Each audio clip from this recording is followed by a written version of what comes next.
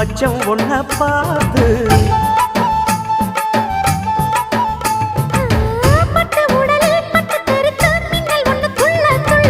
வெக்கம் துடிக்க விளக்கணைக்க ஜன்னல் கண்ணை மூடிக்கொள்ள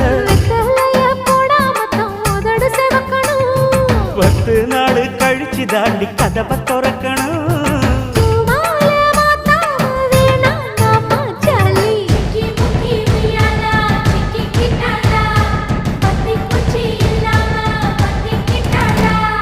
மச்சாங்கிட்ட முந்தானைய தந்து வப்பாளா,